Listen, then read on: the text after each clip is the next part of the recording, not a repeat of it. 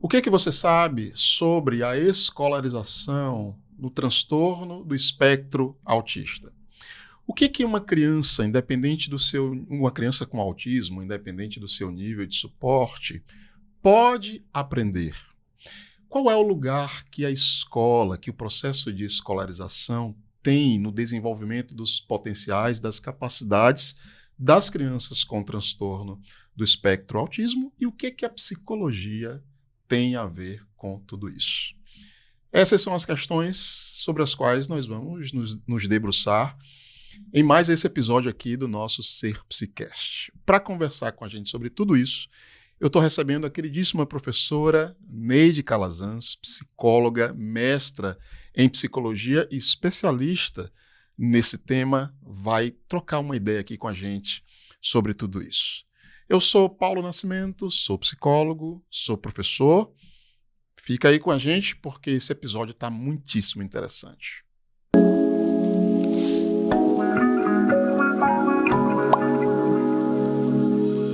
Olá, Neide, tudo bem? Como é que você vai? Olha, deixa eu começar dizendo uma alegria rever você, né? Depois de alguns anos, revendo você. Muito bom receber aqui. E a primeira coisa que eu quero lhe perguntar é como é que você está? Você está bem? Como é que vai você? Estou muito bem e o prazer é recíproco de estar aqui, lhe reencontrando depois de tanto tempo. Maravilha, seja muito bem-vinda. Eu sei que você é a melhor pessoa para a gente conversar sobre esse tema. Eu estou muito ansioso por saber o que é que vai rolar aí dessa conversa. Legal. Neide, para o nosso público te conhecer um pouquinho melhor, faça um resumo para a gente da sua formação acadêmica e do que é que você tem feito como psicóloga. Legal. Bem, eu sou formada em psicologia, é a minha segunda graduação, sou também graduada em medicina veterinária e, enfim, tenho especialização em análise do comportamento aplicada ao autismo, em psicopedagogia, clínica institucional. Tenho também especialização em ensino estruturado para pessoas com autismo e mestrado em educação, com foco também na política educacional para a pessoa com autismo. Sim, sim. Atualmente eu trabalho com este público. É isso, eu lembro que quando eu lhe conheci, você já tinha essa primeira formação. Sim. Nessa trajetória da sua vida, essa atuação ficou para trás? Sim, ficou. Você tem se dedicado, então, 100% integralmente à psicologia. À psicologia. E você já gostava dos temas do autismo, que eu lembro muito bem disso. Sim. E essa continua sendo... Esse continua sendo o seu foco. Esse foi um chamado da vida. Eu tenho um filho com autismo, nível 3 de suporte, hoje ele tem 20 anos de idade. Sim. Então, eu ingressei na psicologia por conta dessa história de vida, né? Foi um convite mesmo da vida para conhecer mais essa área e me dedicar mais a isso e poder ajudar não só meu filho, como hoje outras pessoas também. Que bacana. Você estava lá na medicina veterinária. Feliz, estava muito feliz. Imagino que sim. Mas a vida lhe convidou a fazer essa... Como é que a gente vai chamar? Essa mudança. E você passagem. Fui. Que legal. Estou muito feliz também. Ótimo, que bom, coisa boa. E sempre também na interface com as coisas da educação, né? Você fez mestrado em educação? Sim, fiz mestrado em educação, exato. Seu trabalho de psicóloga, você está na clínica? Como é que você tem desempenhado isso desde então, né? Certo. Hoje em dia, eu sou supervisora, trabalho com a abordagem análise do comportamento aplicada, a ABA. Sim. Junto a crianças com TEA. Sou sócia de uma clínica, tem outros profissionais que trabalham comigo e eu estou aí à frente dessa equipe, né? E a gente trabalha com o público primeira infância e estamos agora começando com a segunda infância também, né? Atendendo crianças um pouco mais velhas. Fazemos intervenção precoce essencialmente. Clínica, domicílio e escola. Muito bem.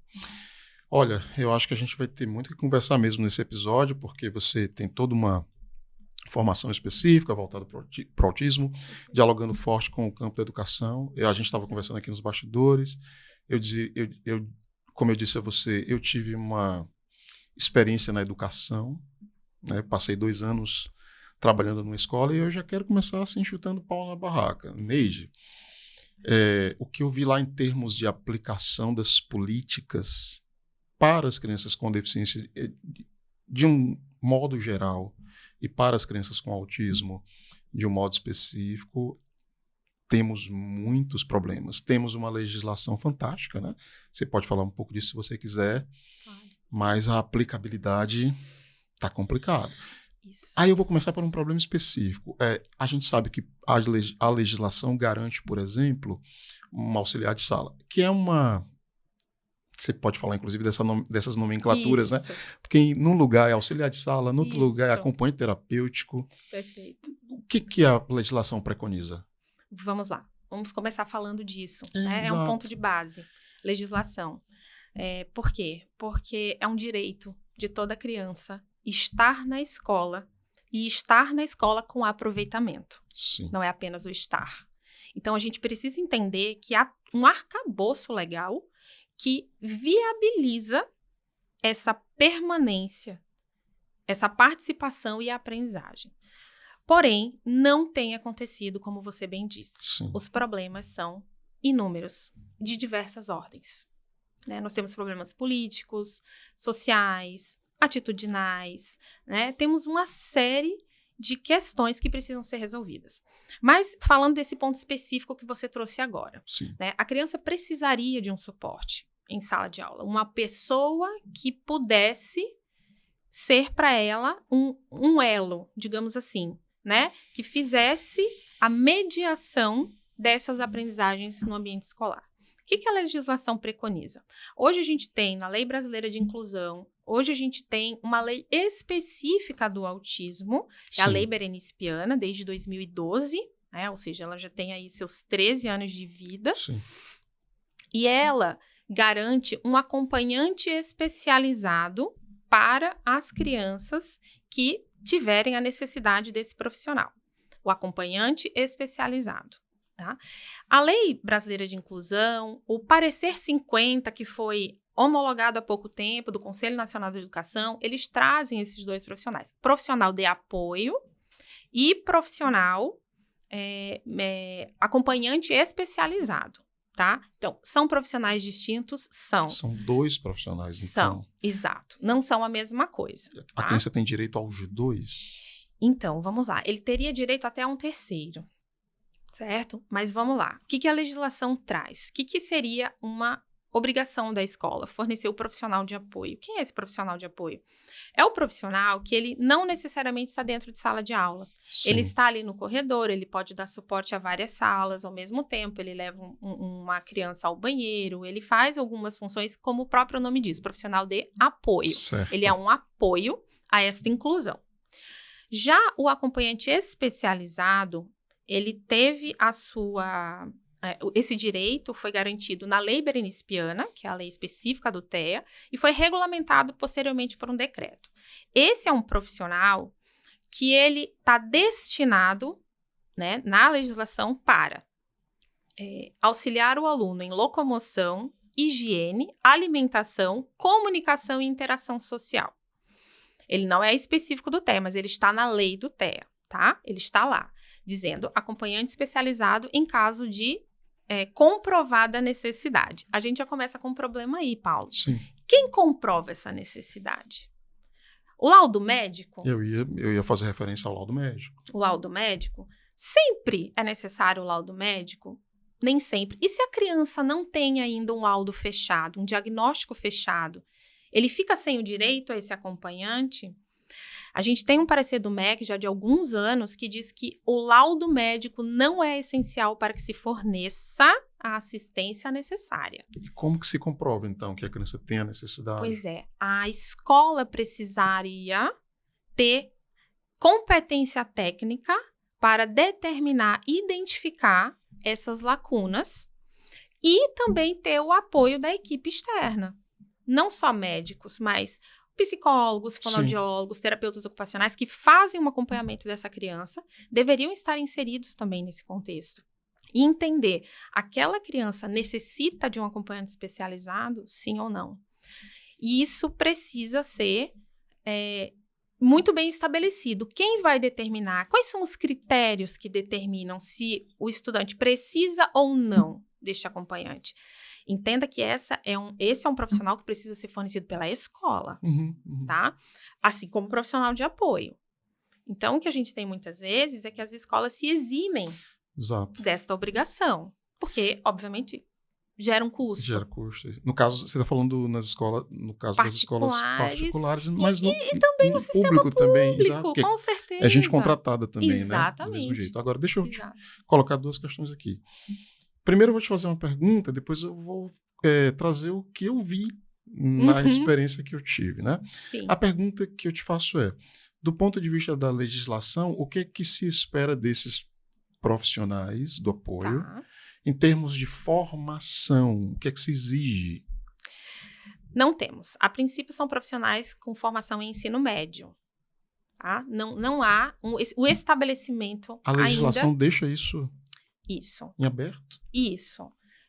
Não há a exigência. O que nós temos como exigência de formação é para um outro profissional, que é o professor de ensino especializado. Da sala de recursos. Da sala de recursos. Aí a gente tem delimitado. Mas para o profissional de apoio, para o acompanhante especializado, não há determinação de que formação esse profissional deva ter. Esse da sala de recursos, ele é ou psicopedagogo, não é isso? Isso, ou um professor ou pedagogo, especialista em educação especial. Um psicólogo que seja especialista. Isso, um pedagogo. Mas o do apoio de sala... Não. Esse não tem. Não. Até porque esses profissionais, inclusive segundo o parecer 50, né, eles não têm funções de ensino. É isso que eles não desempenham essa função. Isso. Se esse profissional, se não se demanda desse profissional também intervenções pedagógicas. Não. Essas intervenções, elas precisam ser, segundo a legislação... Sala de recursos. Que acontece no contraturno, vamos deixar isso claro. Deveria. Deveria acontecer, né? No contraturno. No contraturno, mas aí eu te pergunto, e no turno? Nas 20 horas que a minha criança está lá no turno escolar, quem faz o papel pedagógico com ele? Então, isso fica a cargo do professor regente de sala. O professor regente, que tem aquela criança... tem mais outros 15, 20, ele precisa dar conta do ensino daquele indivíduo, ok? Que tem autismo, que está na sala de aula e que muitas vezes precisa de um suporte substancial. Neide, então a gente vai precisar de uma baita de uma revolução. Exatamente. Em todos os sistemas escolares, porque tem muito professor que sequer tolera a presença dessa criança. Ele não quer nem a presença dessa criança. Quanto mais dividir a atenção do restante, entre o restante da turma e essa criança. Eu estou dizendo isso com base no que eu encontrei no âmbito público. É importante fazer esse recorte. Eu não sei como é que as coisas estão no âmbito particular. A gente tem, no nosso município, a gente está falando pessoal de outros lugares, a gente está falando a partir de Maceió, né? Isso. A CEMED, a Secretaria Municipal de Educação, tem uma cota para contratar esses profissionais de apoio. Se eu não me engano, são 700 profissionais por ano. Não dá conta, nem de perto. Não. E o que eu vi, você fala... Pela legislação, nem o laudo não é uma obrigatoriedade. Mas o que está acontecendo na realidade é o contrário. Muitas dessas famílias, além do laudo, precisam judicializar para que o município contrate esse profissional, o que é terrível. Exatamente. A criança fica extremamente prejudicada. Extremamente prejudicada. Muitos nem frequentam a escola. Sim. E isso eu não estou falando de crianças grandes, eu estou falando inclusive na educação infantil. Temos crianças que têm um quadro de tanto comprometimento que sequer conseguem frequentar o espaço escolar pela ausência de um acompanhante especializado. Eu vou te interromper, desculpa, super rápido, eu te devolvo a palavra. É só para fazer justiça também às minhas colegas de trabalho. Eu vi assim, um esforço muito grande também para acolher algumas dessas crianças e suas famílias. A escola fez o que foi possível. Então, por exemplo, negociando dias. O que a gente sabe que não é o ideal, né? Não é o ideal. Mas veja, essa criança não tem o profissional para acompanhá-la. O professor não tem as devidas competências que você está colocando aqui. Então, eu vi, por exemplo, crianças com nível de comprometimento muito elevado e que a escola precisou negociar com essa família. Olha, traga segunda, quarta e sexta. Ela vai, ou traga todo dia e ela vai sair em determinado horário. Isso. Coisas que são tamponamentos, porque não está na legislação. Né? Não está. Isso, inclusive, é uma violação de direito. Pois é. É uma violação do direito a estar naquele ambiente, né, em igualdade de oportunidades com os demais. Então, a gente tem isso em todos os lugares. Não é só na escola pública, na escola particular, a gente tem as mesmas coisas. E eu quero também frisar, Paulo, para a gente também não perder a oportunidade de dizer, tem professores que realmente não querem, né, que ficam assustados quando ficam sabendo que na sua turma haverá uma criança com autismo e que tem um nível de suporte mais elevado. Mas também há professores que dão de si, dão muito de si. Mas o que falta? Técnica. O saber como fazer. Formação, Paulo. Exato. Os cursos de pedagogia, eles não abordam essa questão. Nem as licenciaturas. Né? É uma disciplina ali optativa, é uma coisa en passant, né? Que não tem consistência alguma. E os professores, eles são hoje... eles precisam abraçar uma causa para a qual eles não foram preparados. Eles entraram numa batalha sem os armamentos necessários. Correto. Né? Então, muitas vezes eu vejo professores lutando sozinhos, tentando fazer da forma como conseguem. E ainda recebem muitas críticas. Né? Por exemplo, Paulo, não dá para a gente fazer inclusão. Ninguém vai conseguir fazer inclusão de uma criança com autismo se não souber fazer um PEI, um plano educacional individualizado. Sim. Sem o saber especializado não há inclusão. A gente precisa começar a colocar os pingos nos is. Ou o professor entende o que é o PEI, como ele faz o PEI, para que o PEI serve e realmente utiliza aquilo como um guia da sua prática, ou a gente não vai ter inclusão. Não vamos ter. As adaptações razoáveis, elas são imprescindíveis. Né? Isso está previsto em legislação. A gente tem a Convenção dos Direitos da Pessoa com Deficiência, ela é de 2008, recepcionada no Brasil como emenda constitucional, ou seja, ela tem um peso equivalente à nossa Constituição. E lá está dizendo que é um direito da pessoa com deficiência todas as adaptações razoáveis.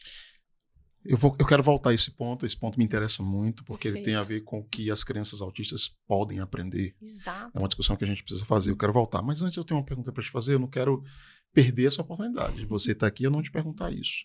Porque tem muita dúvida dos limites das escolas particulares. Então, por exemplo, escola particular pode cobrar a mais da família, um valor maior da família que traz uma criança com autismo para a escola e óbvio, então essa criança vai demandar de apoio especializado. Vai. Bom, recusar a matrícula é crime. É crime. Previsto mas, em lei. Ô Neide, isso existe? Isso ainda existe. Não existe? Existe. Importante dizer em alto e bom som que é crime, né? É crime. Isso. É crime previsto em lei. Perfeito. Né? É crime. E a escola pode cobrar mais de forma alguma por esse serviço? Não pode. Não pode cobrar mais. A escola, então, é obrigada a ter essa equipe? É assim? A escola particular? É obrigada a ter essa equipe, sim. E eu vou um pouquinho mais além. Sim. Já que estamos falando de direitos, né? Na escola particular existe uma relação de consumo, não é? Existe um contrato firmado entre a família e aquela instituição para que seu filho seja educado naquele ambiente. Aí me diga, não é uma prestação de serviço como qualquer outra? É sim. Se você assina um contrato com determinada empresa para que ela te preste um serviço, esse serviço não é prestado, o que acontece? É uma rescisão contratual. Você pode demandar daquela empresa ações. Procon na hora. Lógico. Sim. Eu fiz um contrato, a minha parte eu cumpri, eu paguei as mensalidades, porém, cadê o aprendizado? Sim. Cadê a evolução? O que foi que o meu filho... Ele saiu de onde e chegou onde? Durante este ano todo. Então, isso é importante dizer. Né? A escola, ela é uma prestadora de serviços. Mas as famílias parece que não têm muito essa noção, sabe, Paulo? Sim. Então, não pode cobrar mais e precisa prestar o serviço para o qual ela foi contratada. A gente precisa pensar também qual é a função da escola. Sim.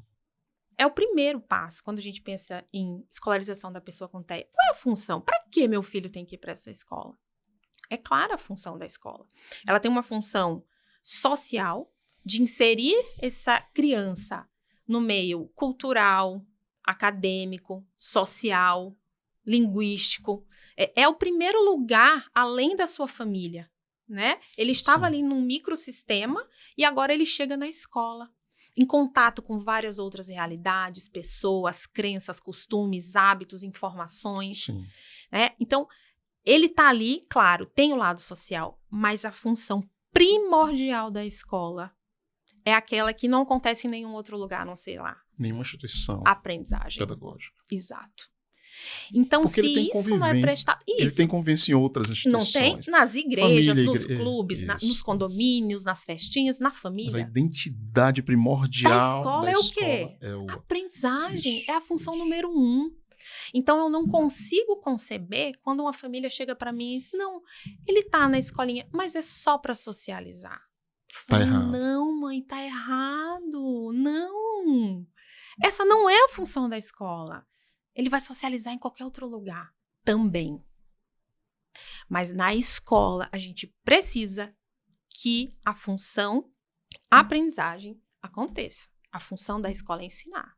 Né? Então, a gente tem 4 pilares da inclusão. Acesso, que é a matrícula. Certo. Condições de permanência.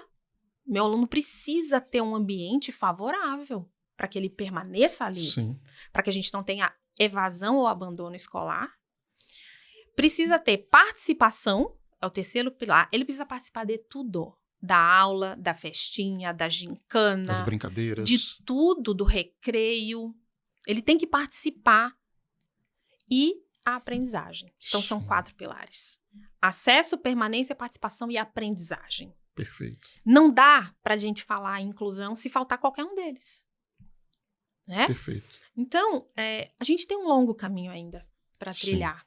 Né? Para que a gente consiga integralizar, universalizar para todas as pessoas com deficiência esses 4 pilares. Bora lá. É bem bonito, mas agora vou te apertar um pouco. Primeiro eu vou citar vou fazer uma citação que tu vai adorar. Vou citar Skinner. Que bom. Tecnologias do ensino. Tecnologias do ensino. Eu li um capítulo, não me lembro em que contexto, mas teve uma frase que grudou. Incrível. Isso tem, nós estamos em 2025. Isso. No mínimo uns 15 ou 20 anos, mas grudou. Aspas para Skinner. Skinner diz, dadas as devidas condições, toda criança aprende. Ponto. Fecha aspas. Ponto. Né? Dadas as devidas... É o que você está dizendo. É o que eu estou dizendo. Dadas as devidas condições, toda criança aprende. Eu quero transformar isso na seguinte pergunta. Ao mesmo tempo, a gente sabe que o espectro do autismo é uma coisa muito diversa. Isso. Fora também questões de comorbidade, né? Essa criança pode ter, além do autismo, deficiência intelectual ou outras questões. Bom, o que essa criança, óbvio, eu suponho que ela, como diz Skinner, ela aprende sim, mas ela aprende de modo adaptado às suas características, ao seu ritmo. Perfeito. E dentro do que a gente chama hoje, Neide, de níveis de suporte 1, 2 e 3. Por exemplo, bora lá. O que uma criança, por exemplo, no nível 3, pode aprender? Eu tenho essa dúvida, sincera. Você diz, não é só socializar. Eu estou com você. Mas eu vi, por exemplo, crianças com nível 3 de suporte muito difíceis, com padrões de comportamento muito extremos, do ponto de vista assim, disfuncional. Claro, tinha problemas também familiares envolvidos. Mas eu fico pensando, poxa, o que é que fulano, eu estou pensando numa criança específica que pode aprender dentro das condições que ele vive? Eu posso falar do meu próprio filho. Por favor. Se me permite. Por favor, por favor. Meu filho foi essa criança. Foi essa criança que academicamente evoluiu pouquíssimo no ambiente escolar. Sim. Academicamente evoluiu pouquíssimo. Ele tem uma deficiência intelectual grave. uma epilepsia refratária, que até hoje... Deficiência intelectual também, associada Deficiência intelectual, sim. Sim. Autismo nível 3 de suporte, não verbal. Aprende? Aprende. Mas aprende o que exatamente? Equação de segundo grau? Não. Sim. Não aprendeu a equação de segundo grau. Ele não aprendeu os números. Ele hoje está... Se a gente mostra, ele já reconhece, por exemplo, até o número 5. Mas ele tem 20 anos de idade. Tá? Então, quando Skinner fala, dadas as devidas condições, toda criança aprende, são condições, inclusive, filogenéticas, biológicas, sim, né? Sim. Não só parte não da só ontogenia. Ambiente. Exato. Sim. Não é só ambiente. Então, existem condições pré-existentes para aprendizados acadêmicos que meu filho não tem. Não tem. Mas ele aprende outras coisas, né? No ambiente escolar, ele teve inúmeros aprendizados que a gente não conseguia em outros ambientes, né? Respeitar uma fila, ficar sentado. Meu filho não sentava um segundo, Paulo. Ele hoje passa horas sentado e há muito tempo faz isso, mas ele aprendeu isso na escola. Mas é importante dizer, houve toda uma tecnologia do ensino envolvida. Não tinha na escola, ele não tinha esses profissionais, né? Ele é anterior a essa legislação da Berenice Piana, ele então tem não 20, existia, né? Ele tem 20.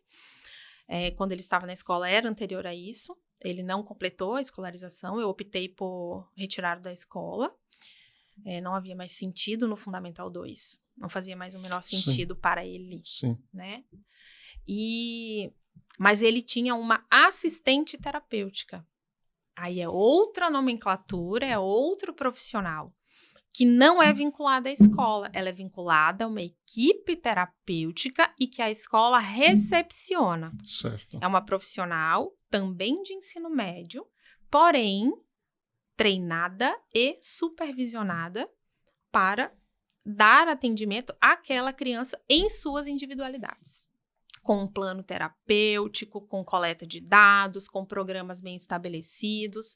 E aí sim a gente consegue avanços. Né? Inclusive a introdução alimentar aconteceu na escola, ele não comia. Só comia pastor, só comia iogurte. Né? Então todo um planejamento foi feito. Mas ele tinha uma assistência terapêutica. Então foi dada a condição, ele aprendeu algumas coisas. Mas aprendeu a academia, o que a academia... Não, ele não aprendeu. Né? E assim, a gente vai ter algumas crianças que não vão aprender, mas outras vão. Com essa tecnologia do ensino e com muitas outras que a gente tem hoje. Muitas crianças vão avançar. Né? No ensino da matemática, da língua portuguesa. Eu tenho crianças hoje que estão sendo alfabetizadas, que já foram alfabetizadas. Crianças para as quais a escola olhava com desdém. Mas o quê? Não eram dadas as condições que aquela criança precisava. Criança que não parava nem dentro da sala de aula. Qualquer vacilo da professora saía correndo sala fora. Hoje, senta, copia do quadro. Tá começando o treino de letra cursiva, já lê a cursiva, ainda não faz por questões motoras. Então, dadas as condições, a criança vai aprender. Todos vão aprender a mesma coisa? Não vão, gente. Nem eu sei a mesma coisa que você sabe. Exato. Nem vou conseguir atingir isso. Mas toda criança é capaz de aprender. E a escola precisa ser capaz também de identificar que currículo eu posso apresentar para essa criança. Será que eu preciso realmente focar no acadêmico? Ou eu posso partir para um currículo funcional, por exemplo? Né? A criança aprender no ambiente escolar habilidades que sejam mais práticas da vida dela. Por exemplo, é inconcebível eu ver um adolescente de 16 anos de idade cuja mãe exigiu que a escola ensinasse ele a fazer cópia do quadro e ele faz, porém ele ainda usa fraldas. Eu acho isso inconcebível. Sem críticas a essa família, mas, gente, vamos olhar para a autonomia desse indivíduo. Será que não seria muito mais benéfico para esse indivíduo no futuro termos ensinado no ambiente escolar, e por que não o uso do banheiro? Sim. Eu testemunhei um caso, na escola em que eu trabalhei, um caso parecido, assim, de controle de esfíncteres, e havia muita dificuldade. Inclusive, pegando essa deixa que você coloca, eu queria te perguntar o seguinte sobre o papel da família em todo esse processo, porque, na minha experiência, eu percebi que um dos pontos de dificuldade tinha a ver com um descompasso muito grande entre escola e família. A rotina em casa era totalmente diferente da rotina que essa criança tinha na escola. Então, por exemplo, na escola, se exigia que essa criança com autismo permanecesse atenta, fizesse as atividades no caderno, como você falou, copiando coisas do quadro. Sim. E quando esse menino chegava em casa, esse menino estava na tela o tempo inteiro. O tempo inteiro, ali o que a gente chama de um hiperfoco, não sei se é correto utilizar essa nomenclatura, e isso não funcionava. Assim. É um descompasso que fazia com que essa criança não evoluísse. Como é que a família entra aí como um agente de potencialização? Né, o papel da família é fundamental. Veja, estamos falando do transtorno do espectro autista, que é algo multifacetado, né? Existem muitas condicionantes envolvidas. Sim. E a gente não pode achar que a escola e nem agente algum vai conseguir sozinho dar conta disso.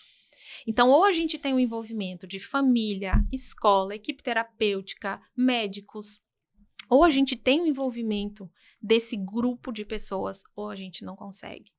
O que a gente vê muito hoje são famílias cobrando das escolas. Sim. Uma cobrança, assim, muitas vezes absurda. Mas, e como você mesmo disse, a família não faz o seu papel. Não faz o seu papel. Muitas das vezes. Tem famílias que são exemplares, mas não é o que a gente vê na maioria. Então, costumo dizer, os pais, eles precisam participar da vida escolar dos filhos. Participar não é mandar o filho numa van, vai e volta, não conhece nem a professora, só vai lá para cobrar ou para reclamar. Participar efetivamente, ir para as reuniões, conversar. A gente não faz conversas delicadas em porta de escola, marcar reuniões, conversar com a equipe pedagógica, coordenadores, conhecer a professora, entender quais são as dificuldades que a professora está tendo lá, né? Precisa apoiar a escola, os pais precisam apoiar. A escola está tão perdida, gente, está muito perdida, querendo acertar, mas não sabe o caminho. Infelizmente, não foi trilhada essa possibilidade para a escola fazer a inclusão como a gente espera. Então, a gente precisa apoiar a escola. Olha, leva material de apoio, informa sobre seu filho, dá ajuda, indica um curso, um podcast, um vídeo no YouTube. Eu não sei, mas apoie isso, né? Incentive a escola a se engajar no seu filho, mostre para ele que vale a pena, porque você está junto, que você é parceiro. Por último, solicite. O que a gente vê é que os pais vão primeiro para pedir coisas. Pedir, eu estou sendo delicada, muitas vezes é exigir coisas, né?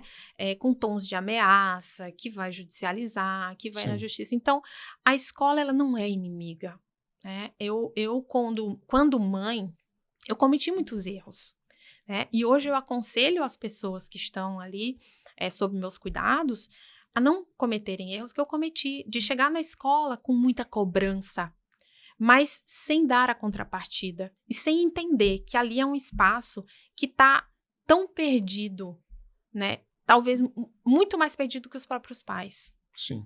Né? E o papel da família não tem como a gente desvincular, Paulo. Não tem. Sim.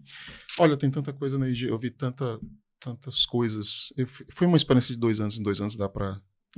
trabalhando 30 horas na escola. Eu ia na escola todo dia. Todo dia eu estava na escola, pelo menos um turno. Então, vamos lá. Uma coisa muito comum assim, que eu vi. Como eu trabalhei numa escola pública, aí tem toda uma característica sociodemográfica dessa população, né?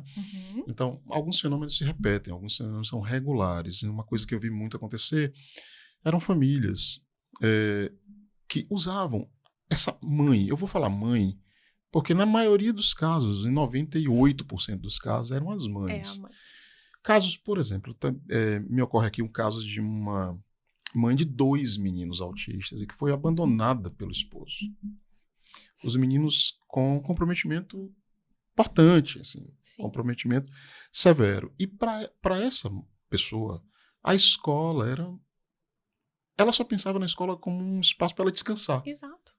Exato. Não tinha essa intimidade com a escola, era um espaço para ela relaxar. Porque ela sozinha, com essas 2 crianças, dando muito trabalho. E é isso mesmo.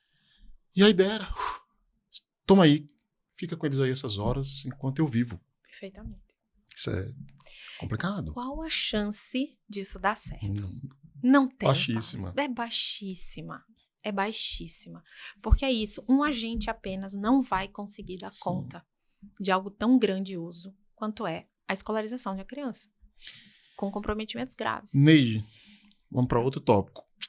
Tem medicalização demais do TEA na infância? Tem de menos? Como é que você avalia o que está acontecendo? Vamos lá. Para autismo não há medicação. Isso tem que ficar bem claro. Certo. Não existe medicamento para o TEA. Né? O que se medicam são as comorbidades. Sim.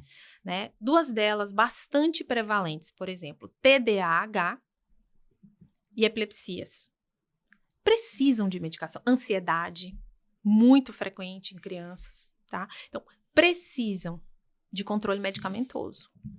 Tem quando crianças, há essas comorbidades. Quando né? há essas comorbidades. Para o TEA não existe isso. Doutor, dá um remédio para o autismo do meu filho. Não tem remédio para o autismo. O que será medicado são os comportamentos hiperativos, a desatenção, a ansiedade extrema. Tomam muita risperidona, Neide.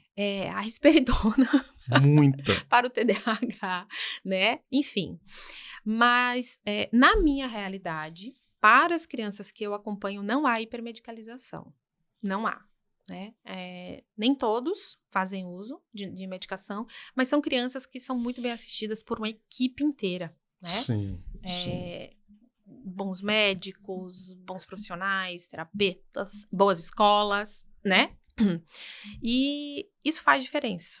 Mas o que é mais comum, Neide, é que haja comorbidade ou que não haja que haja comorbidade. Que haja comorbidade. Então essa criança ter alguma medicação não é necessariamente um problema. Não é um problema desde que esteja de acordo, né, com a necessidade. Exato. Né?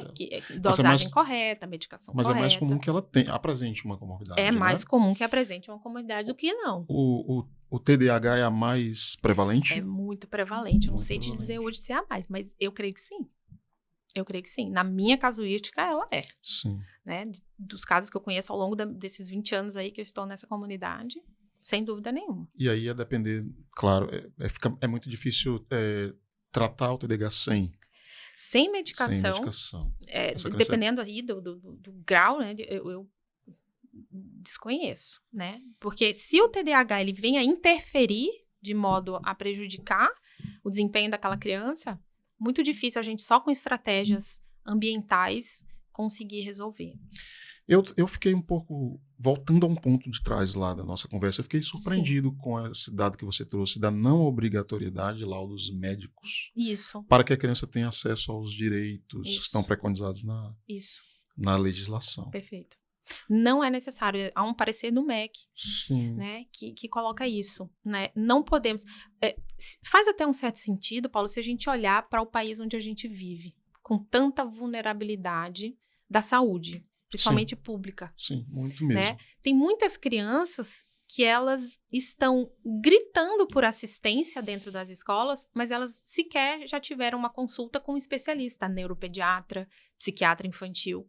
Né? Verdade. E muitas vezes os pediatras eles não são aptos, a verdade é essa, a fazer esses encaminhamentos necessários. Então, imagina se a escola realmente exigisse um laudo, a gente ia deixar muita gente de fora, além de tantos que já estão, né? Sim, fora desse acolhimento aí dos sistemas de educação. É verdade. Essa precariedade na atenção à saúde mental, inclusive, gera outros efeitos. Diagnósticos, por exemplo, muito rápidos. A cobertura dos serviços de saúde mental públicos já é muito precária. Eu vou lhe dar um dado aqui que você com certeza deve conhecer aqui da nossa região. De acordo com a densidade, porque equipamento de saúde, você sabe, né, a legislação, a quantidade deles é preconizada em função da densidade populacional. Então, por exemplo, Maceió, pela população que a gente tem em Maceió, nós deveríamos ter 14 CAPs infanto-juvenis. Tá. 14, a gente tem quase 1 milhão de habitantes. Tu sabe quantos a gente tem? Não faço ideia. Não sei. Eu vou te dizer. Não sei. 14. Tá? Deveria. Temos um, que é lá pertinho da minha casa. Um, inclusive, que atende O estado todo para o estado todo. Eu recebi uma boa notícia que o município de Campo Alegre parece que agora tem também. O infantil. Um campus infantil. Aí o que é que acontece? Você bota um monte de psicólogo para trabalhar na escola, eu trabalhei na escola, vai chegando as crianças com dificuldade, vai chegando. O que eu faço? Eu não sou médico, eu não faço diagnóstico, mas me dedicava a escrever os melhores relatórios que eu podia, observando o comportamento em sala de aula, dialogando com a professora, dialogando com a família, observando o comportamento no recreio. A criança chega, quando ela chega nesse serviço, essa criança recebe um diagnóstico de autismo em 20 minutos. Tem acontecido bastante. Eu acho complicado. É muito complicado, né? Ou o profissional, ele é assim, extremamente treinado. Cara, assim. É o cara, top das galáxias. né? Que, assim, sem desmerecer os profissionais Sim. que estão, né, aí na linha de Claro frente, que não, mas claro que gente, não é assim. não é tão simples assim, né? A não ser aquele autismo, assim, clássico, assim, do livro, né? Sim. Você tirou lá do DSM, tá escrito. Mas não é só esse caso que chega, né? E a gente vê esses laudos de 20 minutos chegando para todos os níveis de suporte. Né? Sim. Autismo nível 1 de suporte é um diagnóstico complexo, né? Principalmente se há comorbidades envolvidas. Uhum. Então, uma consulta ali de 20 minutos... Eu quero aproveitar você aqui, inclusive, pegar nesse ponto a história do autismo leve. Eu sei que você treme na base só de ouvir, né? Explica para o pessoal, Neide, por favor. Quem, né? Leve para quem? Porque para você quem... falou nível 1 de suporte, leva... eu lembrei que tem a história do autismo leve. Por favor, desmistifique isso. Gente, não é leve. Nenhum autismo é leve, né? Nenhum autismo é leve. Todos trazem prejuízos importantes para a vida daquele indivíduo. Sim. Questões de autonomia, de socialização, de comunicação, ansiedades, desconformidades, né? Um desconforto psíquico muito grande para aqueles indivíduos, que muitas vezes ele pode ter um nível 1 de suporte, por quê? Porque ele fala, porque ele estuda, porque ele frequenta ambientes sociais, tá? Mas ele sente uma inadequação, muitas vezes, muito grande.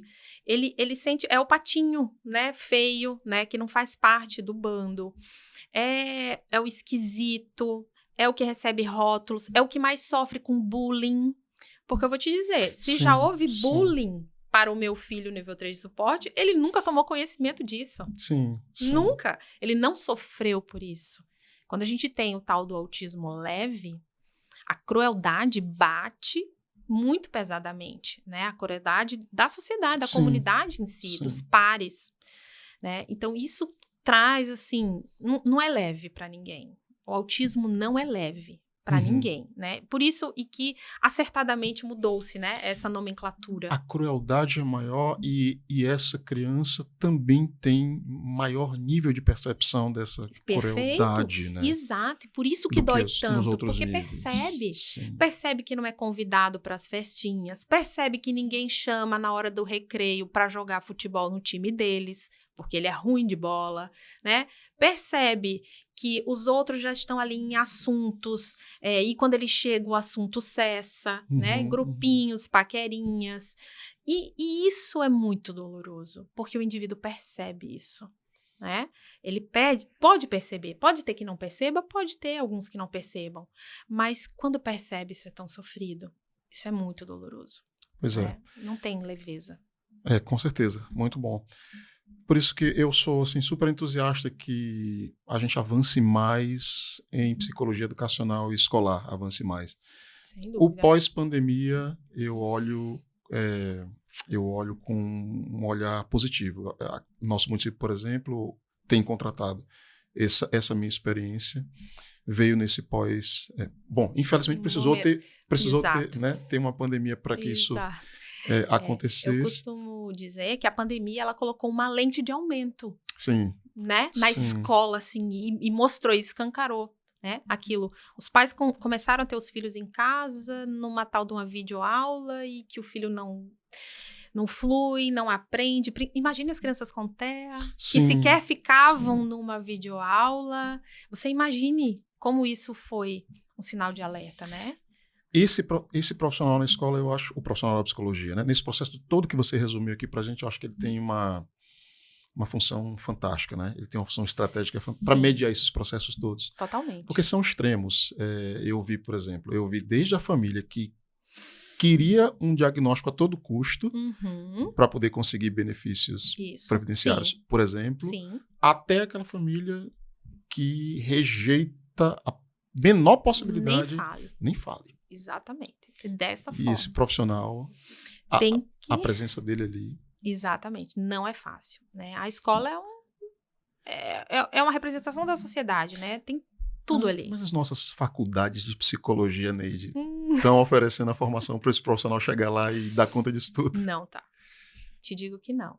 Eu vejo hoje que as faculdades da psicologia, elas ensinam escolas da psicologia. Teorias psicológicas. Teoria. Tome. É verdade. Agora, como resolver lá na prática, ou você corre muito atrás, por fora, ou se você ficar só ali naquela graduação, você não vai conseguir. A velha crítica que a gente sempre faz à universidade, às faculdades. E eu vou dizer, eu vou estufar o peito assim, porque eu tenho moral, porque eu frequentei muito o ambiente, tanto público, da universidade pública, Sim. quanto a universidade privada. E a dissociação em relação à realidade, a distância dos problemas cotidianos, eu concordo totalmente com você, nos cursos de psicologia ainda persistem. Demais. Eu vejo, eu recebo estagiários na minha clínica, todos Sim. de psicologia. Sim, E continua. É a mesma coisa. A gente não vê evolução nisso. Sim. Estudam escolas e teorias psicológicas e fica nisso. É isso mesmo. Neide, o tempo implacável.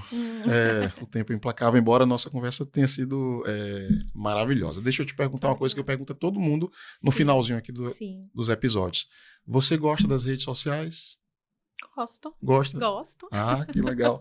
Você está lá nas redes sociais? Estou Você sim. está no Instagram, por exemplo? Estou no Instagram. Deixa aí pra gente, então. Ah, legal. neidecalazans.pc. neidecalazans.pc. O Calazans é Z. Z-A-N-S. Pronto. Vai aparecer o pessoal da edição. O que é que o pessoal encontra lá? Encontra coisas... Gente, eu não sou muito ativa, né? Recebo muita cobrança sobre isso, mas eu falo sobre isso que eu falei aqui. Sim, autismo, é sobre minha vida, minha história com meu filho, escolas, o trabalho que eu desenvolvo, é isso. As pessoas podem fazer... Você faz atendimentos individuais? A nossa equipe, Você né? sim. Quem trabalha com aba trabalha com uma equipe, né? Não trabalha só nunca, né? Não. Supervisão, coordenação e os aplicadores. Beleza. Né? Tem uma rede aí para atender o indivíduo. E as pessoas podem fazer contato por lá? Podem falar comigo, né? E podem também seguir o Instagram da clínica. Isso que eu ia perguntar, a clínica também tem? Tem sim, Qual Flor da Aldeia. Flor da Aldeia, @Flor da Aldeia. Por que esse nome? Então, tem uma história bonita aí. O nome do meu filho é Marcelo Alde, né? Marcelo? Alde. A-L-D-E, Alde. Marcelo Alde. Alde. O que é esse Alde? Enfim. Como você achou esse Alde? Foi da família do pai dele, Tá. né? Enfim. E eu quis criar uma aldeia. Sim, né? É uma referência a ele. Exato. É uma referência a ele que me trouxe até aqui, né? Ele é a flor da minha aldeia e hoje nós temos muitas outras flores, né? Muitas sementes que florescem na nossa aldeia. Um grande jardim. É isso. É um grande jardim. Que bonito. Né? De famílias, de professores. E a nossa frase na entrada da clínica que é um provérbio africano, né? Já gostei. Gostou? Já, de cara. Já gostei. Menino, me deu um branco agora? Peraí. Menino, eu falo essa frase direto. Você acredita? Tá na placa da minha clínica. Pessoal, tá na entrada. Eu vou adicionar a clínica hoje ainda. Pronto. Não tá lá no perfil? Tá lá no perfil. Você pode adicionar a Flor da Aldeia. Tá lá. Tá lá na bio? Tá lá na bio. Tem um postzinho que provérbio, é a frase. O provérbio tá lá. Pronto, eu vou deixar a surpresa. Eu acabei de lembrar, mas vou deixar a surpresa. Exato. Vejam lá, tem um motivação pro postzinho lá. Seguir. É isso. Eu vou seguir hoje. É isso. Olha, muito feliz, viu? Muito feliz mais uma vez em reencontrar. Muito satisfeito com a nossa conversa. Eu acho que foi muito esclarecedora. Legal. Uma utilidade social, porque você tocou em pontos aí importantes, esclarecendo algumas dúvidas. Muito legal mesmo. Eu quero bom. te parabenizar em primeiro lugar, né, por todo o teu trabalho que você tem desenvolvido, e agradecer em nome da Ser Psicólogo por você ter dedicado esse tempinho aqui com a gente. Foi um prazer enorme estar aqui com vocês. Para mim é muito satisfatório falar sobre isso e acho que a gente precisa mesmo levar informação.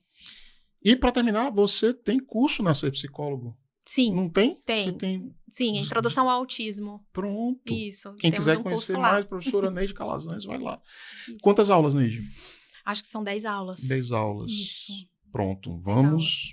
Eu sei que sua agenda é super agitada, mas vamos nos organizar aí para você oferecer um curso maior lá. Tudo bem, vamos nos organizar. 30 horas, 50 horas. Tá bom. Esse tema nunca é demais. Não, esse tema nunca é demais. Não? Será um prazer. Conversar, falar, Não. estudar. E tem sempre coisa nova surgindo nessa área. Exatamente. Que é muito interessante também. Obrigado mesmo, Neide. Muito obrigada, Paulo. E a Serpsi também pelo convite. Maravilha.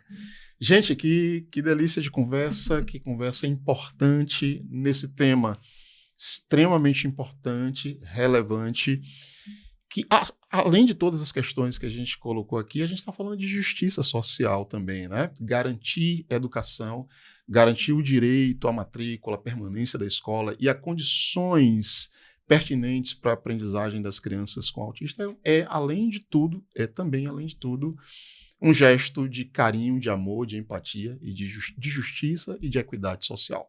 Por isso, você que se interessa por essas coisas todas, pega o link dessa conversa, especialmente você que está no YouTube, manda lá no grupo da família, manda no grupo da faculdade, vai ter muita gente que vai também se beneficiar de tudo que foi dito aqui, tá?